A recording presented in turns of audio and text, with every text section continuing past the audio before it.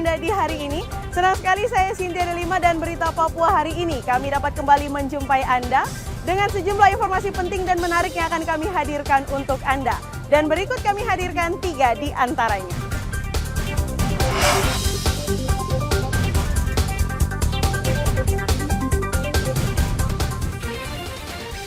Dua anjungan tunai mandiri di Merauke dibobol maling.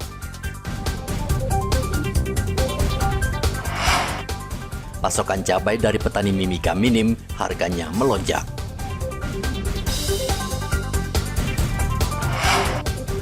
Pencocokan data pemilih di Merauke terkendala geografis sulit dijangkau.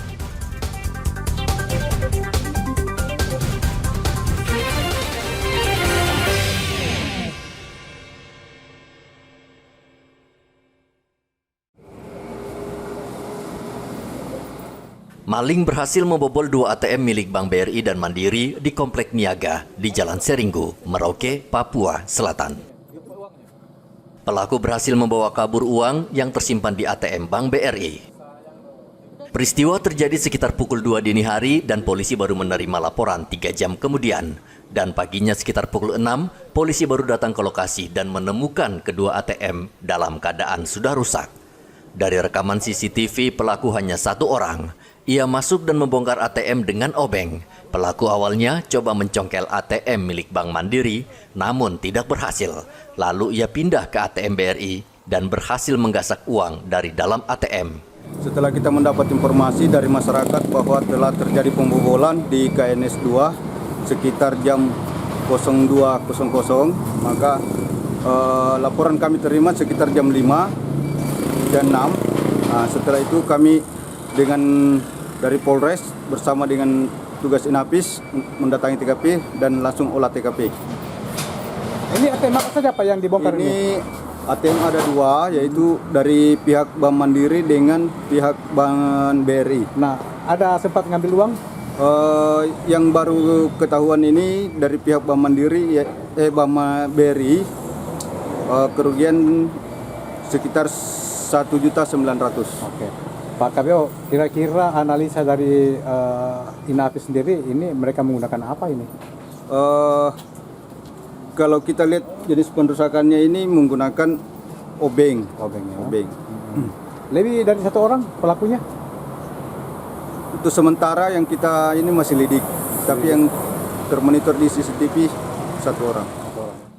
Kawasan Komplek Niaga terkenal rawan karena kasus serupa pernah menimpa ATM milik BNI, sehingga tidak menempatkan ATM miliknya di Komplek Niaga Jalan Seringgu. Dari bukti rekaman CCTV ini, polisi akan menyelidiki kasus pembobolan 2 ATM milik Bank Plat Merah atau pemerintah. Muhammad Ridwan melaporkan dari Merauke, Papua Selatan.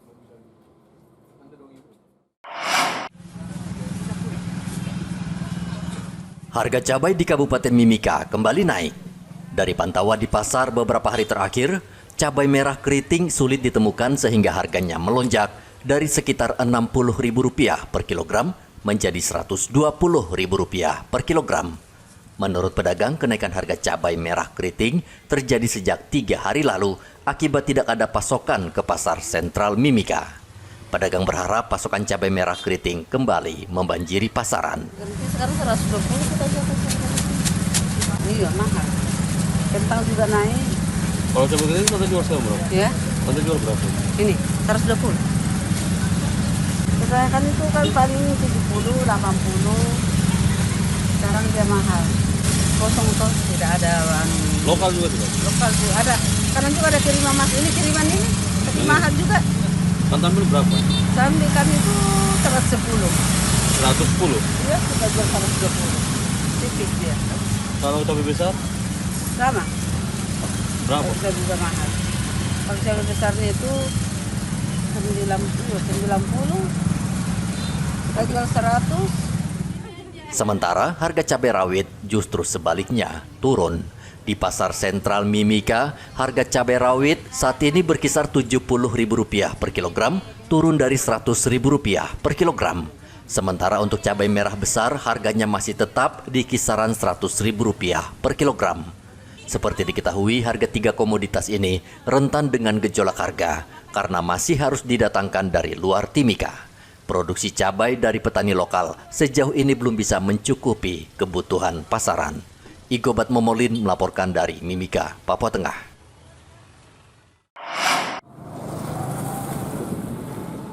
Tidak hanya penjual sepatu sekolah, tahun ajaran baru kali ini juga membuat pusing jasa perbaikan sol sepatu. Jika dibanding tahun lalu, penjual jasa yang biasa mangkal di Jalan Prajurit, Merauke ini untung besar karena banyak anak sekolah yang menggunakan jasa mereka memperbaiki sepatu. Namun kali ini sepi. Dadang yang sudah puluhan tahun menjadi tukang sol sepatu mengatakan, biasanya saat seperti ini banyak orang yang memperbaiki sepatu. Tapi kali ini ia justru banyak menganggur karena orderannya sepi. Banyak nggak jahitan yang sepatu yang dijahit ini, Pak? Ya kalau menurut saya standar, ya standar aja, biasa-biasa aja. Biasa-biasa aja. Tapi ada peningkatan sepatu-sepatu sekolah gitu, Pak? Ada kemarin dapat borongan berapa kali itu, 3 kali. Tapi yang 1 kali lagi tuh gagal, 2 kali masuk borongan, bawa ke pedalaman. Itu sepatu untuk anak sekolah, Pak ya? Sekolah. Memang setiap tahun seperti itu, Pak ya? Enggak juga. Enggak juga ya. Tapi yang jelas sepatu anak sekolah yang dominasi. Oh tidak. Oh iya, sepatu anak sekolah mendominasi. Dominasi ya. Kalau sekarang sekali jahit berapa, Pak? Nah, 30 saja. 30 saja ya. Itu untuk anak-anak punya atau orang dewasa punya sekalian? Sama. Oh sama. Anak ukuran anak SMP, SMA, dewasa 30. Kalau yang kayak anak umur 5 tahun itu kasih 25. 25, Pak. Kalau sehari bisa dapat berapa pasang, Pak? Ya cukup lah buat makan lah. Sampai ada 5, ya, Pak ya? Ya ada lah gitu. Sudah menjadi tradisi, setiap tahun ajaran baru, sepatu sekolah yang baru biasanya dijahit kembali pada bagian solnya agar tidak rusak dan tahan lama. Muhammad Ridwan melaporkan dari Merauke, Papua Selatan.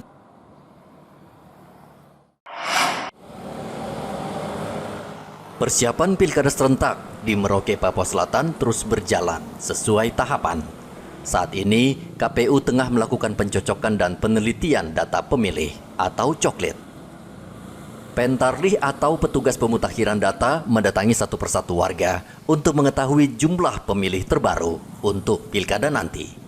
Pentarlih harus mendatangi 22 distrik di Merauke dan pekerjaan ini tidak mudah dan banyak menemui rintangan. Ada sejumlah distrik di Merauke yang sulit dijangkau Pentarlih seperti distrik terluar dan terjauh, yakni distrik Tabonji, Ilwayap, dan Kimam. Pentarlih sulit menembus distrik ini karena alam dan geografisnya menyulitkan. Yang lalu kita sudah melakukan pencoklitan terhadap Pak Bupati, Wakil Bupati, Wakil Ketua DPR, dan pejabat daerah lainnya. Terkait kendala-kendala yang dihadapi di lapangan, petugas Pentarlih sebenarnya lebih kepada cuaca atau kendala alam, di mana kalau di Merauke tidak terlalu signifikan, tetapi kalau di daerah-daerah distrik lainnya, distrik luar, karena cuaca yang begitu tidak teratur, sehingga petugas coklit, persentase petugas coklit agak lambat karena memang harus menghadapi cuaca yang kurang baik. Kendati pekerjaan berat dan menantang, hingga saat ini proses coklit di Merauke terus berjalan, bahkan sudah mencapai hampir 85%. Muhammad Ridwan melaporkan dari Merauke, Papua Selatan.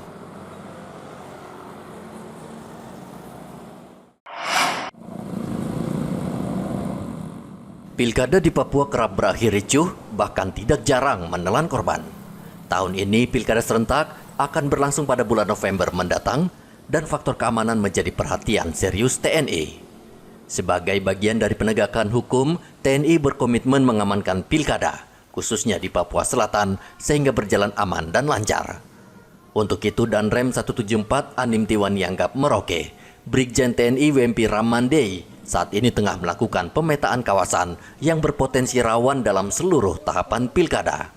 Siap, jadi secara personil, kekuatan kami sudah siap bersama-sama dengan Polri. Kita berkolaborasi termasuk dengan pemerintah daerah untuk melakukan upaya-upaya dalam menghadapi pilkada ini, mulai dari seluruh tahap pilkada ini kita laksanakan organisasi ulang lagi untuk menjaga keamanan dan kestabilan di wilayah. Dan kami pastikan bahwa kita siap untuk menghadapi pilkada yang akan kerawanan itu pasti terjadi pada pendukung. Ya, pasti terjadi. Karena kita tahu bahwa kita masyarakat ini kita punya putra-putra daerah yang sudah siap untuk maju. Ini kan mereka mempunyai dukungan masing-masing. Dia terlepas juga dengan partai politik. Harus bisa mengendalikan. Jadi kami berharap para calon-calon ini juga mempunyai tanggung jawab untuk mengendalikan pendukung-pendukungnya, sehingga ya kita bekerja sama untuk bisa melaksanakan pilkada ini dengan baik. Korem 174 Anim Tiwan Yanggap di Merauke, Papua Selatan mencakup wilayah kerja dan tanggung jawab sejumlah wilayah, termasuk Mimika, Wamena, Asmat, Bovendigul, Mapi, dan Merauke. Muhammad Ridwan melaporkan dari Merauke, Papua Selatan.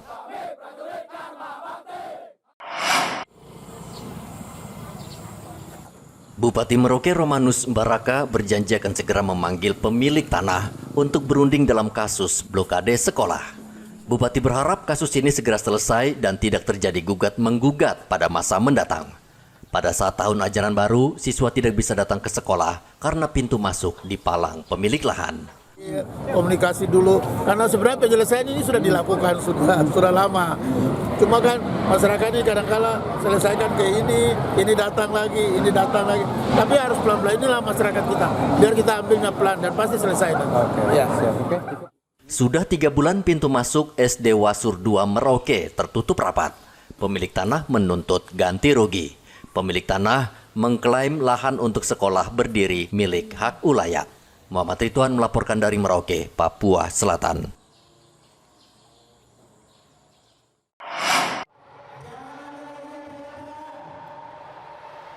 Ribu anak-anak asli Papua ini semangat mengikuti latihan tari untuk tampil pada peringatan Hari Anak Nasional ke-40 yang akan berlangsung pada tanggal 23 Juli di Istora Papua Bangkit, Kabupaten Jayapura, Papua.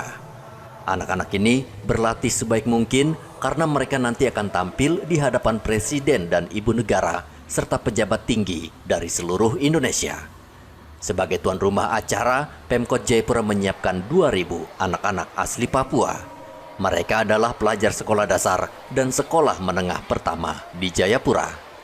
Penampilan mereka nanti juga diharapkan bisa memecahkan Museum Rekor Indonesia atau MURI sebagai tarian kolosal Papua terbanyak. Ini kan ribuan anak, karena itu kita atur supaya mereka bisa masuk dan jangan terbuang waktu di situ, begitu.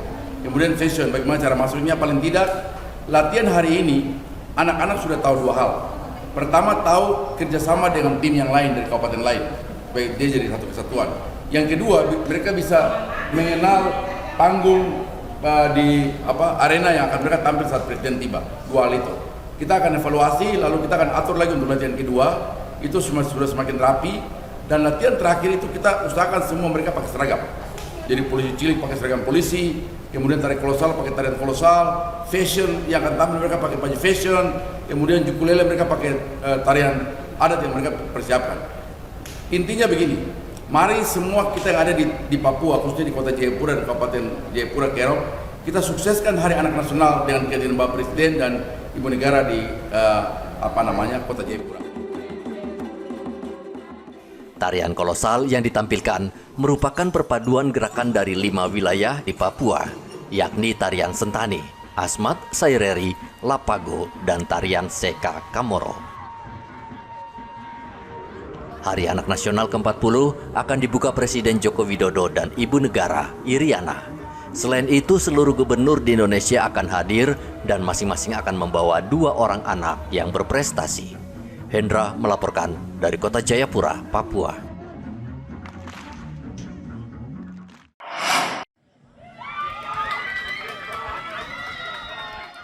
Kejuaraan atletik tingkat SMA dan SMP berlangsung di Stadion Mini Maro, Merauke, Papua Selatan. Kejuaraan atletik hanya berlangsung sehari, namun menggelar berbagai cabang lomba, seperti lari 100 meter, lempar lembing, tolak peluru, serta lompat jauh. Seluruh peserta berasal dari SMA dan SMP sekota Merauke. Mereka sebelumnya harus lolos seleksi di sekolah masing-masing agar bisa mengikuti lomba ini, sehingga jumlah peserta tidak terlalu banyak. Kejuaraan ini bertujuan untuk mendapatkan bibit atletik berbakat untuk mengikuti ajang lomba yang lebih besar dan bersifat nasional. Merauke dikenal gudangnya atlet nasional, salah satunya Frans Mahusa atau Timo, atlet tolak peluru yang kerap mengharumkan nama Indonesia di kejuaraan tingkat nasional maupun internasional. Muhammad Ridwan melaporkan dari Merauke, Papua Selatan. Pemirsa, usai sudah perjumpaan kita dalam Berita Papua hari ini. Bersama kru yang bertugas, saya Cynthia Delima ucapkan terima kasih atas perhatian Anda. Selamat pagi, semangat pagi, Wanyambe.